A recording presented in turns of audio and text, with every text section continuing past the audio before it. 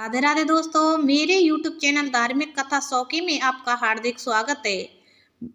धर्मराज जी की कहानी सुनना अति उत्तम माना गया है, तो मैं आज आपको धर्मराज जी की एक ऐसी कहानी सुना रही हूँ जिसको सुनने से स्वर्ग की प्राप्ति होती है। बोलो धर्मराज महाराज की जय। धर्मराज जी की कहानी प्राचीन समय की बात है। एक नगर में दो सेठानियां रहती थीं। बड़ी सेठानी के घर में बहुत धन था, लेकिन वह कंजूस थी। छोटी सेठानी के घर में धन कम था, लेकिन वह मन से बहुत दयालु और मददगार थी। वह स्वयं तो धर्म के कार्य करने और लोगों की मदद करने में लगाए रखती थी। वह रोज सवेरे गंगा स्नान करने के लिए जाती, तुलसी माता बड़ पीपल सींचती, भगवान के मंदिर जाकर पूजा करती और धर्मराज जी की कहानी सुनती थी। जबकि बड़ी सेठानी यह सब देखकर हंसती थी और कहती थी कि पता नहीं दिन भर क्या फालतू काम करती रहती है। ऐसा करते करते दिन बीतने लगे और सेठानियां वृद्ध हो गईं। तब भगवान के घर से बुलावा आया।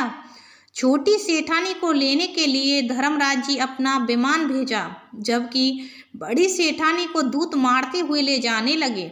रास्ते में बड़ी सेठानी ने कहा कि मुझे भूख लगी है।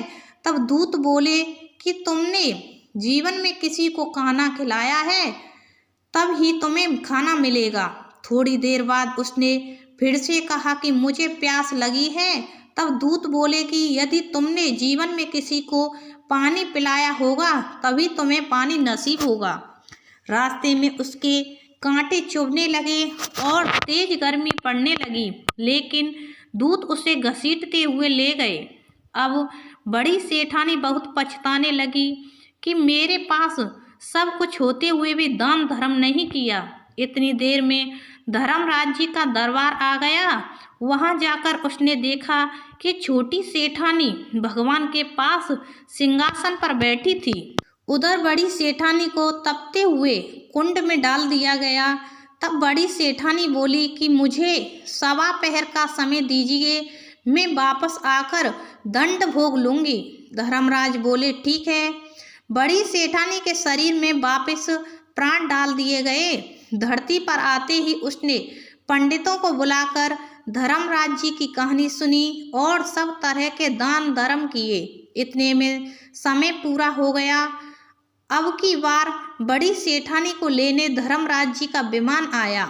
सवा पहर के दान धर्म और धर्मराज जी की कहानी सुनने से बड़ी सेठानी को स्वर्ग की प्राप्ति हुई। धर्मराज जी जैसी कृपा सेठानी पर की सब पर करना। धर्मराज जी की कहानी सुनने वाले, कहने वाले, हुंकार भरने वाले और पूरे परिवार पर कृपा करना। तो ये धर्मराज जी की कहानी हुई समाप्त। बोलो धर्मराज जी की जय।